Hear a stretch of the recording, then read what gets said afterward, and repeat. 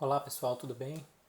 Hoje a gente vai falar sobre a camada de transporte que está previsto dentro desse curso de redes de computadores, ok? Bom, esse material, esse conteúdo está bem discutido no livro do professor Kurose, né, Redes de Computadores e a Internet, e a gente recomenda fortemente que vocês leiam esse conteúdo para melhor consolidação do aprendizado. O conteúdo da camada de transporte é abordado no capítulo 3 do livro do Kurose. Aqui a gente vê algumas das metas desse capítulo, que é entender os principais serviços da camada de transporte. Entre eles, a gente vai discutir conceitos de multiplexação e demultiplexação, como a camada de transporte pode fazer a transferência confiável de dados, controle de fluxo, controle de congestionamento e aprender um pouquinho mais sobre os protocolos da camada de transporte, que são o UDP, que provê o transporte não orientado a conexões, né, e sem garantias, e o TCP, que já implementa uma transferência confiável de dados e é um protocolo orientado a conexões. Além disso, a gente vai estudar um pouquinho do controle de congestionamento que é feito pelo TCP. Essa é uma visão geral, né, das principais seções do capítulo 3 do livro do Kurose, e a gente vai dar início aos serviços da camada de transporte.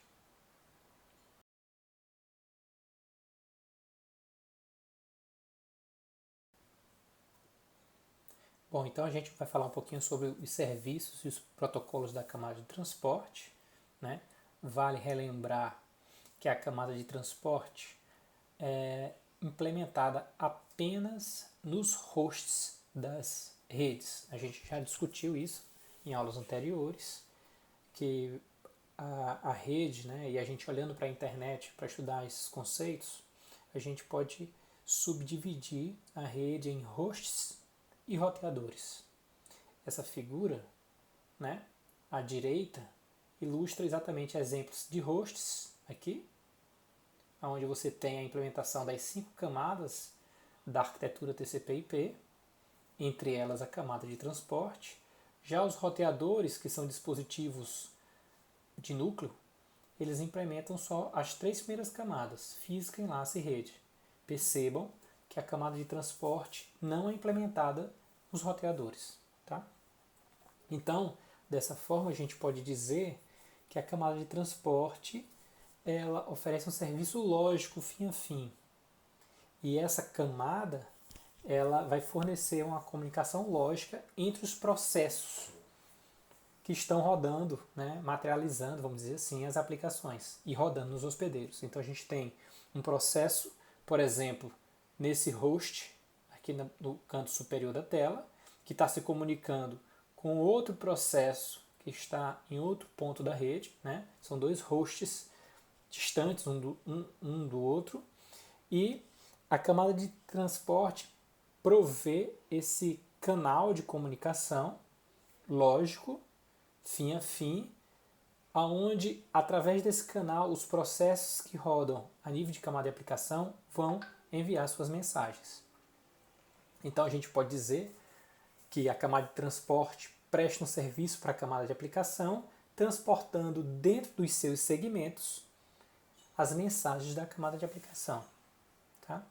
Então, como o Kurose faz para cada uma das camadas, a gente visualiza o segmento como a unidade de transporte da própria camada de transporte.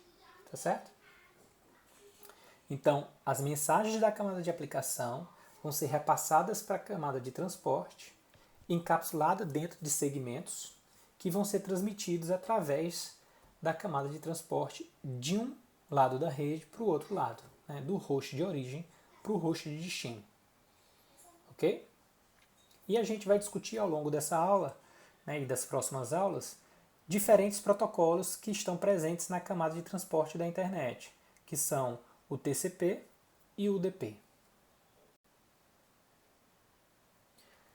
Bom, nesse slide a gente tenta fazer uma analogia do que seria a camada de transporte. Né? Então imagina, por exemplo, essas duas residências ou 2 condomínios, né? A gente tem um à esquerda e outro à direita. E crianças habitam esses 2 diferentes condomínios. De tal forma que alguma criança do condomínio da esquerda vai mandar uma encomenda, um presente, para uma outra criança do condomínio da direita. Então, essa criança, ela passa essa encomenda para alguém que vai levar para os correios vão fazer a entrega no condomínio e, de certa forma, o correio não entrega em uma casa específica de um condomínio fechado, concorda comigo? O correio só vai até a portaria desse condomínio fechado.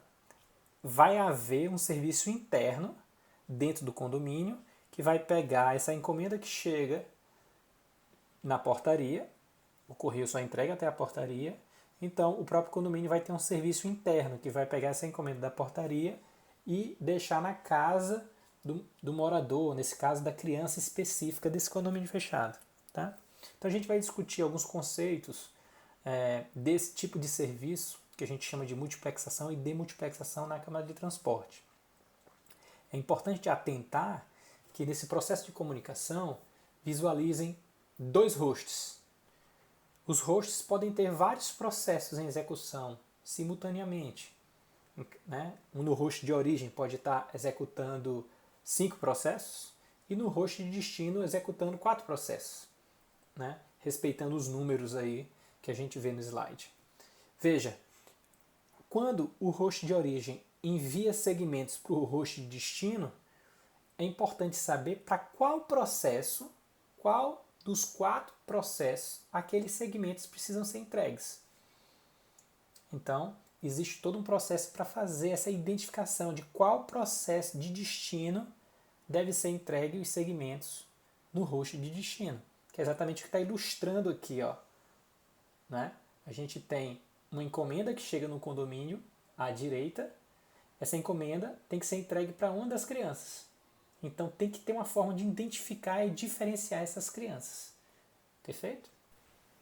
É importante destacar que esse serviço de diferenciação para qual destino, né, para qual criança de destino, já dentro do mesmo condomínio, que na nossa analogia seria para qual processo dentro do mesmo host, é feito no próprio host. Tá? Então o Kurose ele apresenta essa analogia, né, citando transporte de postal entre crianças da costa leste e a costa oeste dos Estados Unidos. Né? Cita até alguns personagens na historinha que ele cria, que é mais ou menos essa ilustração que eu estou mostrando para vocês, que seria Anna e Bill, que seriam esses responsáveis por fazer essa intermediação. Tá? Bom, então, essa ilustração que a gente mostrou anteriormente, né, motivada pela discussão do livro do Kurose, é exatamente a relação que existe entre a camada de transporte e a camada de rede. Vale lembrar que a camada de transporte oferece um serviço, uma comunicação lógica entre processos, e a camada de rede, uma comunicação lógica entre hosts. Tá? E que isso a gente pode visualizar esse processo de baixo para cima, né, da camada física em direção à camada de aplicação. Significa dizer que em nível de camada de rede vai chegar uma informação no host. Tá? Então, pensando já no lado do destino, as informações chegam na camada de rede, considerando que a camada de rede viabiliza uma comunicação lógica entre hosts. É possível entender que, usando os endereços identificadores da camada de rede, que a gente vai estudar mais à frente, é possível encaminhar um pacote, né? A gente já pode adiantar isso, um pacote IP, todo mundo já ouviu falar do protocolo IP, a gente vai apresentar mais detalhes quando a gente estiver estudando camada de rede, mas esse pacote IP, ele chega no host de destino. De dentro do pacote IP, vai ser retirado segmentos da camada de transporte. Mas aí a gente tem aquela situação, o host de destino pode ter vários processos em execução ao mesmo tempo. Vai precisar de uma identificação a mais para diferenciar e saber para qual processo desse conjunto de processos que estão rodando naquele instante no host destino, o segmento deve ser entregue. Tá? Então, nessa nossa analogia, né, a gente tem as crianças enviando cartas umas para as outras, ou presentes, como a gente queira pensar. Os processos seriam as crianças. As mensagens, né, da camada de aplicação seriam as cartas nos envelopes. Os hospedeiros seriam as casas, ok? Ou o condomínio. E a gente teria um protocolo de transporte que seria o serviço feito por aquelas crianças, né, que estão recebendo as encomendas, os presentes ou as cartas do serviço postal que a gente ilustrou como sendo um serviço dos Correios. Tá? Então, o X da questão aqui é como é que é feito esse processo ao receber uma informação que chega da camada de rede. Lembre-se que no host de destino ele implementa as 5 camadas. Então, chegam bits, né, no host de destino. Esses bits são decodificados em quadros da camada de enlace. De dentro do quadro da camada de enlace é retirado o pacote da camada de rede. E aí, em nível de camada de rede, a gente tem a comunicação lógica entre hosts. De dentro desse pacote vai sair um segmento que precisa ser entregue para algum processo.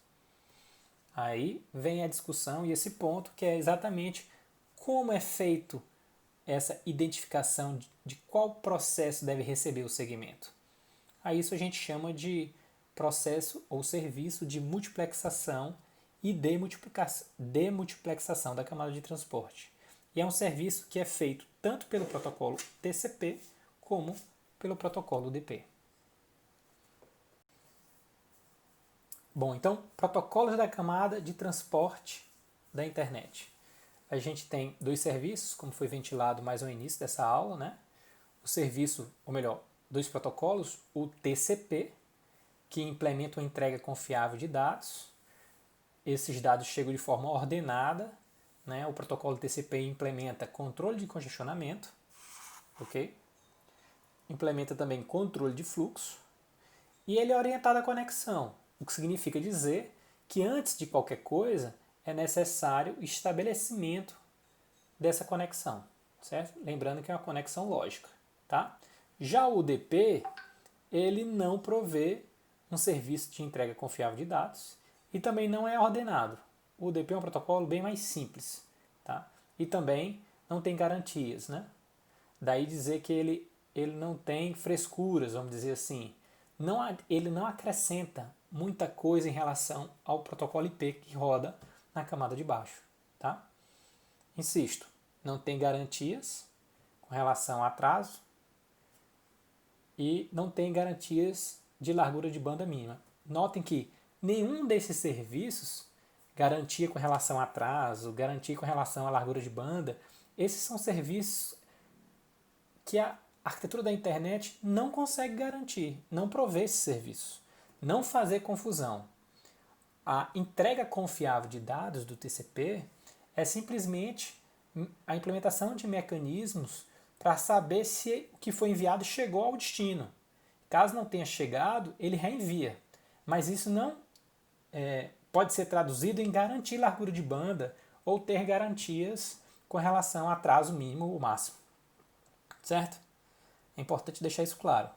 Não confundir entrega confiável de dados com garantia de atraso máximo ou garantia de largura de banda. São coisas diferentes. Tá? A arquitetura de rede da internet não provê garantias com relação a atraso ou a largura de banda. Né? Ok?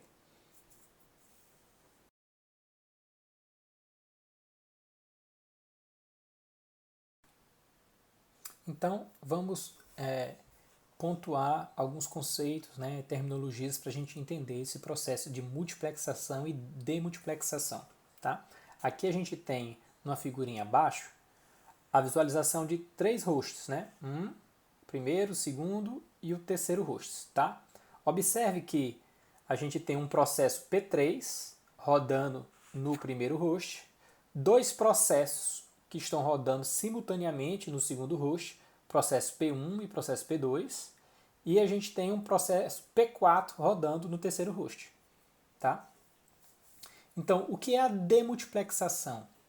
É a entrega de segmentos recebidos ao socket correto no destino. Então, vamos entender o que é socket. Socket pode ser visto como uma interface, né? Observe aqui nessa ilustração, essa interface bem aqui de P3. A gente pode entender isso como um socket. Então, através dessa interface, perceba que existe um canal lógico que liga P3 com P1, tá vendo? Então, vamos considerar, de forma simplista, para facilitar o entendimento, como se isso fosse um tubo. Então, existe nesse tubo que interconecta os processos P1 e P3. Nesse tubo tem um orifício aqui, que chega em P3, e um outro orifício que está ligado a P1. Significa que o que for colocado dentro desse orifício aqui em P1 vai viajar e chegar do outro lado em P3, e vice-versa. Então, o socket é essa interface que vai interconectar, vai ligar dois processos distintos e vai fazer uma intermediação com a camada de rede. Então, é uma intermediação que existe recebendo informações, a camada de transporte recebendo informação e levando para o outro lado da camada, alcançando, obviamente, o processo de destino. Tá? A multiplexação, como a gente está ilustrando aqui, ó, reúne dados de diferentes sockets, envelopa os dados com cabeçalho, para que no destino esses dados sejam utilizados para entregar os segmentos para os respectivos processos. Certo? Então, para que seja possível entregar um segmento para o processo correto, veja, por exemplo, aqui nesse host intermediário. Tem dois processos, P1 e P2. O que é que poderia ser isso? Vamos imaginar que você está no seu computador e que seu computador é esse host intermediário aí, esse host do meio, e você tem aberto no seu computador duas aplicações. Um navegador, por exemplo, navegador web, e uma outra aplicação qualquer. Sei lá, o que é que pode ser? Pode até ser duas aplicações web em browsers diferentes. Vamos imaginar assim, por enquanto. Você tem uma aplicação rodando no Chrome, um browser Chrome, e uma outra aplicação rodando em outro browser. Então você tem dois processos simultaneamente. Se você faz uma consulta, né, no primeiro browser, no Chrome, para acessar o site da Universidade Federal do Piauí, aquilo vai gerar todo um processo de comunicação que vai alcançar, por exemplo, né, vamos imaginar que isso esteja associado a esse processo P1. Vai ter todo um processo de solicitação de página web que está no servidor da UFPI, certo? Beleza. Envolvendo aí protocolos da camada de aplicação, HTTP, que seja, certo? Então, esse pedido vai chegar no servidor e ele vai mandar de volta a página para ser carregada no seu browser. Note que essas informações chegam exatamente para o processo P1. Elas não são entregues para o processo P2. Isso é feito porque existe uma forma de diferenciar, de informar que aquilo foi um pedido e tem que ser entregue ao processo P1 e não ao processo P2. Né? É o que a gente vem discutindo aqui como sendo a demultiplexação no receptor. De toda forma, para que isso seja possível, são usados campos de controle adicionais que vão estar presentes dentro do cabeçalho dos protocolos da camada de transporte, como a gente vai ver à frente. Ok? Bom, então, conforme foi dito no slide anterior, serão adicionados identificadores, campos especiais para realizar esse processo de multiplexação e demultiplexação, certo? Então, esses campos especiais, a gente pode até visualizá-los nessa figurinha à direita aqui, ó. Vai ter um campo que a gente chama de porta, certo? vai ter um número para a porta do remetente e um número para a porta do destinatário ou do receptor, certo? Esses campos, eles têm cada um 16 bits e essas informações é que serão usadas para diferenciar qual processo deve ser entregue às informações no host de destino. Okay? Isso é um processo que é realizado envolvendo tanto a origem como o destino. Tá? Então, observe, os computadores vão receber, né, os hosts vão receber os datagramas, os pacotes IPs. Cada datagrama vai ter um endereço IP de origem ou de destino. Isso a gente vai discutir com mais detalhes em camada de rede, mas eu já adianto para vocês, e vocês certamente já ouviram falar do endereço IP. O endereço IP é o endereço que identifica e diferencia um host na internet, certo? Mas note que, usando apenas o endereço IP, a gente não consegue diferenciar qual processo é o processo de destino. Esse endereço só consegue diferenciar os hosts entre si. Né? É como no exemplo das criancinhas lá do condomínio, que a gente falou mais no início da aula.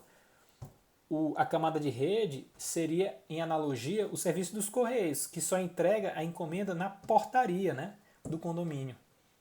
Então, do mesmo jeito, a camada de rede só entrega o pacote para um host.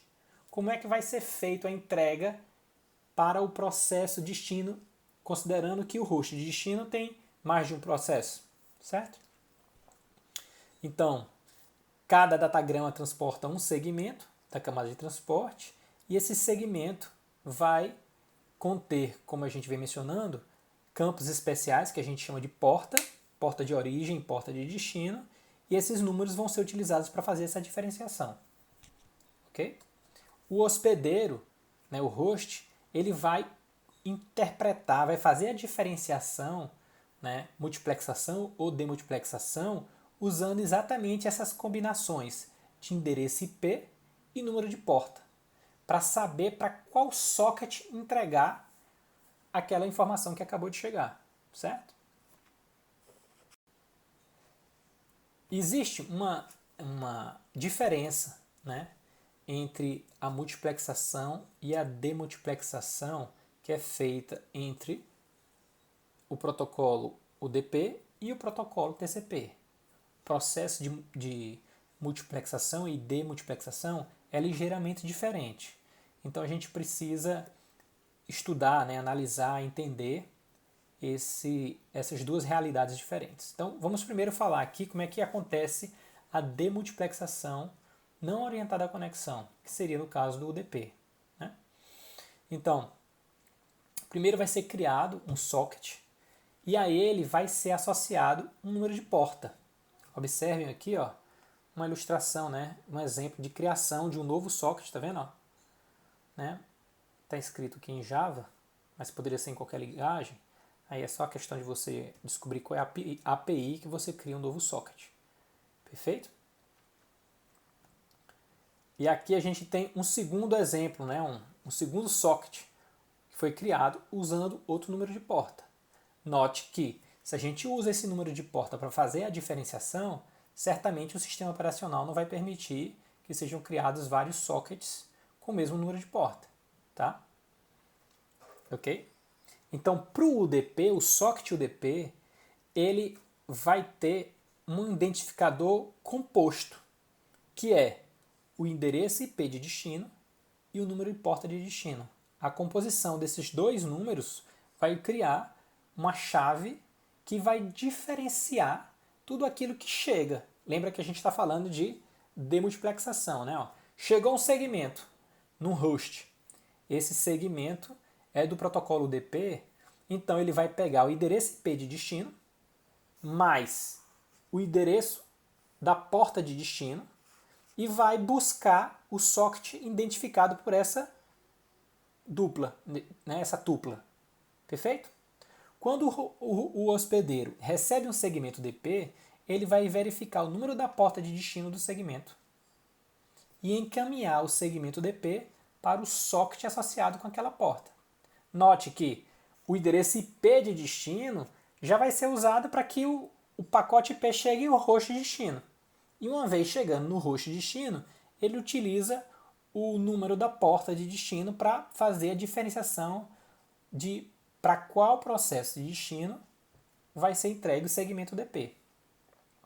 Então, datagramas IPs com diferentes endereços IP, origem e ou número porta de origem podem ser encaminhados para o mesmo socket. Certo? Importante entender isso.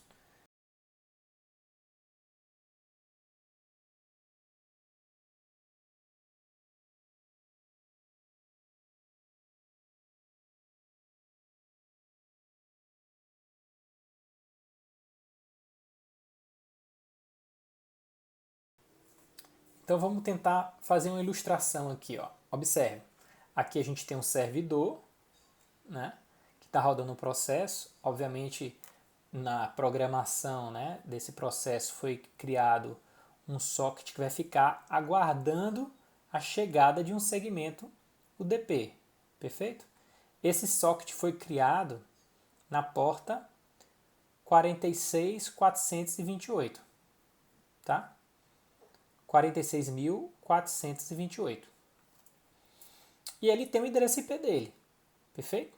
Aqui é só para a gente entender, né, o que seria o processo, essa elipse em verde, e aqui uma representaçãozinha, um quadrado azul, tentando fazer alusão à interface do socket, que está associado a esse número de porta. Perfeito?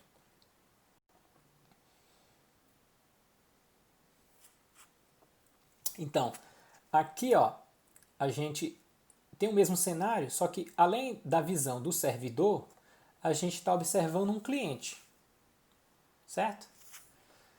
Então, um cliente na hora que vai enviar um segmento para esse servidor, ele vai ter que usar obrigatoriamente aquele número de porta do servidor. Esse número de porta vai ser colocado no campo porta de destino. Ok? E a porta de origem, ao criar um segmento, o cliente vai ter que solicitar para o sistema operacional um número de porta disponível. Vale lembrar que os serviços, usualmente, as portas até 1024 são reservadas para serviços bem conhecidos, né? Por exemplo, a porta usada para web, é sabida que essa porta é 80, ok? Por que essa porta é padronizada, né? É recomendado assim como porta 80? É exatamente para que essas aplicações bem conhecidas, web, FTP, uma série de outras aplicações, o número da porta já seja escrito no próprio código. O usuário não precisa dizer que é a porta 80. O próprio browser já tem escrito nele, né, na sua programação, que para contactar um serviço web ele vai usar a porta 80. Então isso é bem definido, certo? Isso é padronizado, vamos dizer assim, né? Dizer padronizado talvez seja um pouco de exagero, mas isso já é bem conhecido. Ok? Então, na hora que o cliente ele vai mandar um segmento UDP para esse servidor, ele precisa previamente saber qual vai ser a porta de destino que o servidor vai estar escutando. Precisa saber. Já no serviço web, como a porta o serviço é um serviço bem conhecido e é, como eu disse, padronizado em cima da porta 80, não existe essa necessidade de descobrir isso. Mas qualquer outro serviço que não seja bem conhecido, que usualmente vai trabalhar com portas acima de 1024, o cliente tem que saber qual é a porta de destino. Acredito eu que vocês já usaram alguma coisa, já escreveram no browser, por exemplo, 2.8080. Aquilo ali é o número da porta que você está querendo alcançar no destino, certo? Ok? Então, o segmento vai ter, como a gente viu na ilustração anterior, além de outras informações, né, o segmento vai ter uma porta de origem, cujo número é 19.157, neste nosso exemplo aqui, e uma porta de destino 46.428. Ok? Quando esse segmento chega, né, na camada de transporte do destino para fazer a demultiplexação, o sistema operacional já está sabendo que aquele endereço de porta de destino 46.428 vai ser entregue para este socket aqui. Então, o segmento vai ser entregue para o processo identificado através da porta de destino. Certo? Na hora que o servidor for responder qualquer coisa, ó, vai se inverter, né? Ele vai responder colocando a porta 19.157 como destino, para que a mensagem na resposta seja enviada para o socket correspondente, criando aquilo que a gente mencionou, né? A conexão lógica. Na verdade, não é conexão, porque o UDP não é orientado à conexão, mas uma comunicação lógica efetiva ligando esses dois processos. Tudo isso em cima de um serviço que não é orientado à conexão, que é o serviço do UDP. Ok? Bom, aí como eu disse anteriormente, né? Numa resposta, veja que agora o sentido é outro. Imagina que o cliente enviou alguma coisa via UDP para o servidor, solicitando algo, senão não seria um servidor, né? E o servidor agora está respondendo, né? Observa o sentido inverso. O que é que está acontecendo? Ele inverteu. Agora, a porta de origem vai ser o que era anteriormente a porta de destino, e a porta de destino vai ser a porta de origem. Da mesma forma, para que quando esse segmento chegue no host de destino, que agora é o cliente, o sistema operacional possa entregar essa informação para o socket correto. Ok? Aqui a gente visualiza já um cenário onde o servidor é esse central aqui, né? Cujo está sendo definido um IPC, né? O endereço da camada de rede é C, e ele está se comunicando com outros dois hosts, o A e o B. Perfeito? Então, note que o processo P3 está recebendo informação tanto de P1 como de P2. Da mesma forma como ele está mandando informação para P1 e para P2. Certo?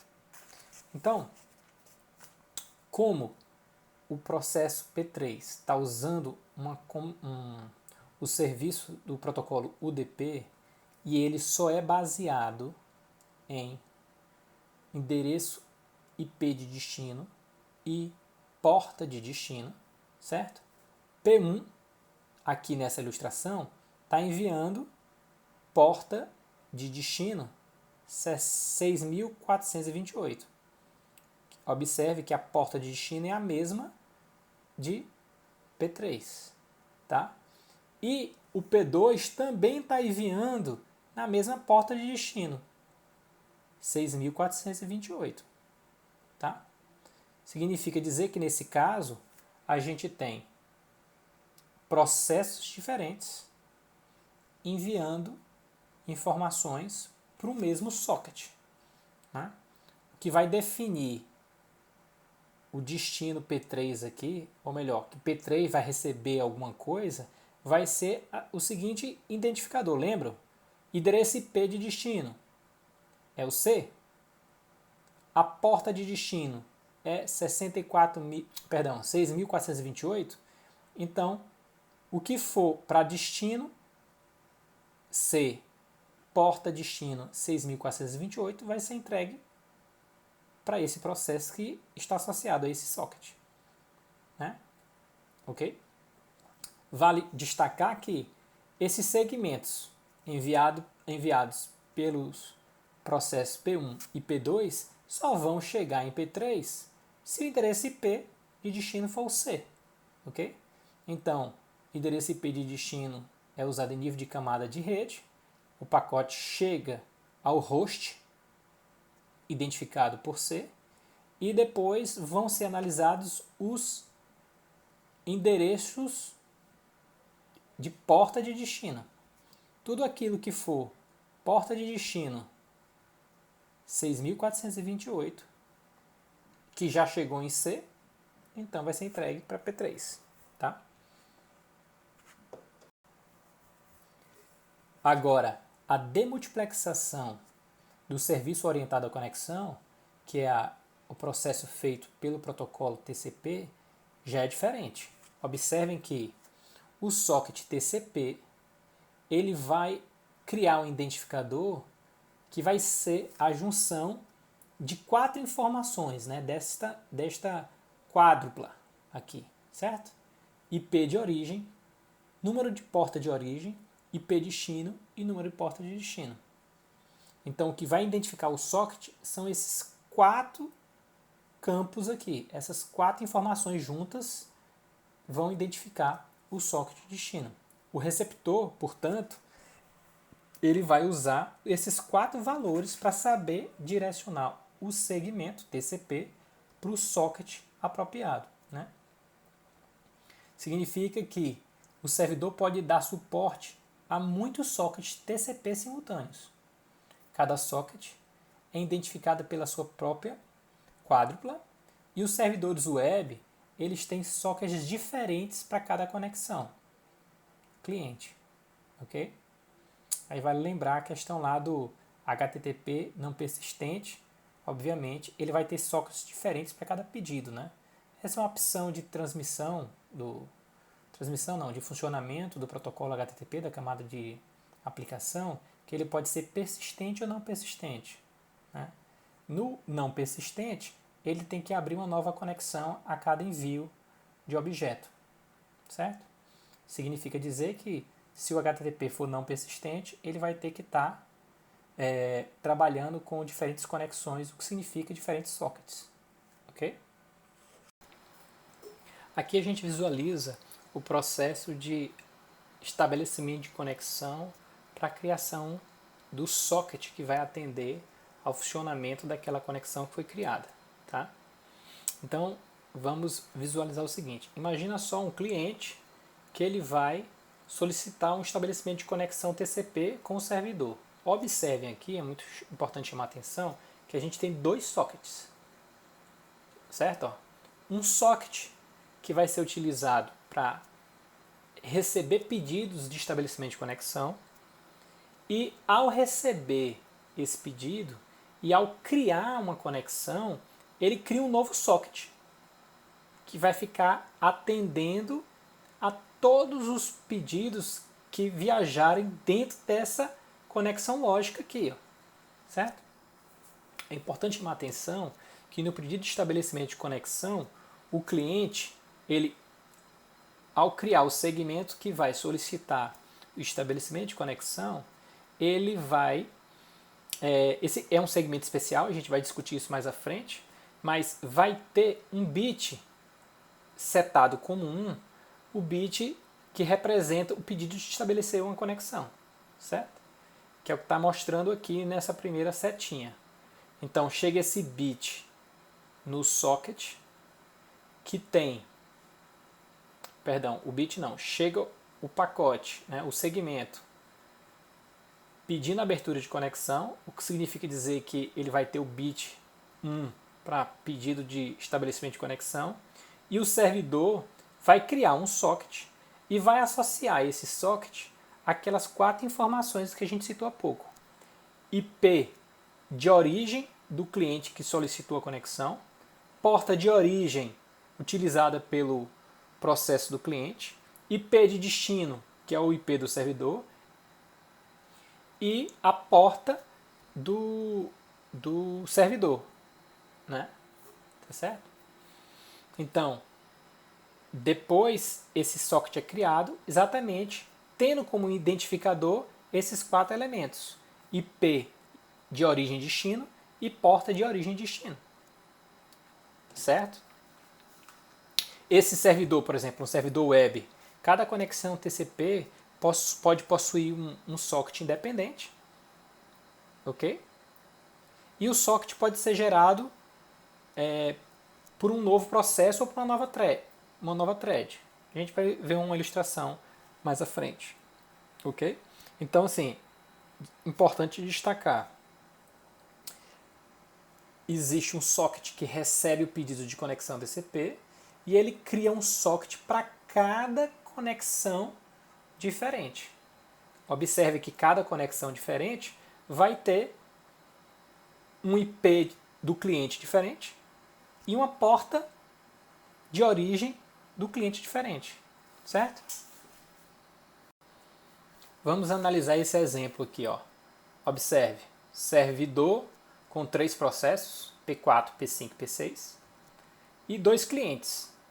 O cliente A com um processo só, P1, e o cliente B com 2 processos, P2 e P3, tá? O endereço IP do servidor é C, certo? Endereço IP A, endereço IP C, endereço IP B, ok? Notem que aqui a gente vai ter sempre o mesmo endereço IP, que é C, né? E sempre o mesmo número de porta. Se a gente for pensar que isso aqui é uma aplicação web, a porta aqui vai ser sempre 80, certo? Então vamos visualizar, por exemplo, como é que vai ser feita a diferenciação, né, de um segmento de P1 aqui, ó. No processo de estabelecimento de conexão, quando chega o segmento, né, especial de pedido de estabelecimento, o destino, o IP de destino vai ser C e a porta de destino vai ser 80, porque é web. Só que o endereço IP vai ser A, né, o endereço de origem, e a porta de origem vai ser essa aqui, ó, 9157. Note que se o host for criar outro processo, o sistema operacional não vai permitir que ele use uma porta que já está em uso. Então, se fosse criado um novo processo aqui no host A, não mais poderia ser usado a porta 9157. Provavelmente, quem sabe, seria utilizada a porta 9158. Dessa forma, todo segmento que chega no servidor C, que tiver origem, porta de origem 9157, porta de destino 80, endereço de origem A e endereço de destino C, vai ter que ser entregue obrigatoriamente para esse socket, que está associado a P4. Perfeito? Vamos observar agora, ó, um segmento que vai ser enviado pelo processo P2 aqui de outro cliente, né, de outro host, o host B. Notem que o endereço de destino é o mesmo, né, C, e a porta de destino é 80. Então, até então, porta de destino e IP de destino são os mesmos que estão aqui, os mesmos que foram utilizados por A. Qual vai ser a diferença? Que a porta de origem poderia até ser a mesma aqui, nesse caso, né? Coincidentemente, P2 poderia usar a mesma porta de origem de P1, uma vez que estão em hosts diferentes, mas certamente o endereço IP de origem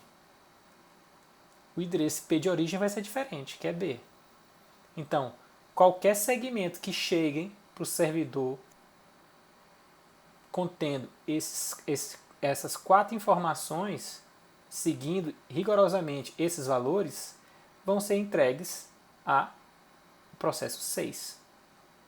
Ok? E aí aqui a gente ainda tem um cenário que seria um outro processo dentro do próprio cliente B.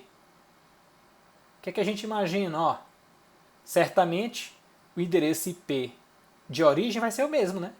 Que é B. Mas o sistema operacional não vai deixar 2 processos rodando com a mesma porta de origem. Observe que o processo P3 tem como porta de origem 9157, que coincide inclusive, ó, com a mesma porta de origem de P1. Mas o endereço IP de origem vai ser diferente.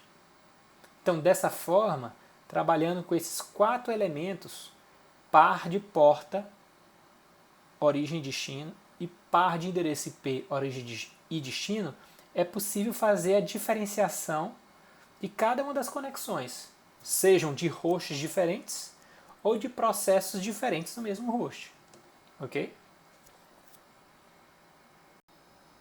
Bom, aqui a gente tem uma visualização ligeiramente diferente, né? Observe que no servidor C a gente não tem mais 3 processos, cada um com um socket. A gente tem um processo que está trabalhando com 3 sockets, tá? Então aqui nesse caso a gente tem o conceito de threads, né? Uma forma bem simples, né? O próprio Kurose usa esse termo. A thread poderia ser visto como um processo leve, vamos dizer assim, tá? Então cada socket vai ser associado a uma thread desse processo. Isso vai conseguir entregar um pouco mais de desempenho, né, ao serviço. Essa discussão não é o foco aqui, mas sim para deixar registrado que a gente tem situações onde um único processo opera com mais de uma thread e cada thread está associada a um socket. De toda forma, o processo de demultiplexação vai seguir a mesma regra que a gente citou há pouco, certo? Porque cada thread vai estar ligada a um socket, sendo possível fazer a diferenciação de quais conexões vão estar relacionadas a cada thread. Ok? A gente poderia ilustrar aí, nesse contexto, várias abas de um mesmo browser. Né? Imagina que você está com o Chrome aberto e normalmente todo mundo trabalha com mais de uma aba. Cada aba pode ser vista como uma subthread dessa aí, certo? E tem que ser feita a demultiplexação para a aba correta. Não faz sentido você estar acessando o SIGA A na aba 1 e as informações que devem ser apresentadas na aba 1 serem apresentadas na aba 2 do Chrome, que deveria mostrar e-mail, por exemplo. Né? Só para pontuar isso aí. Ok? Bom, então com isso a gente conclui essa discussão inicial, né, prevista nas 2 primeiras sessões, né, do livro do Kurose da camada de transporte. Ok?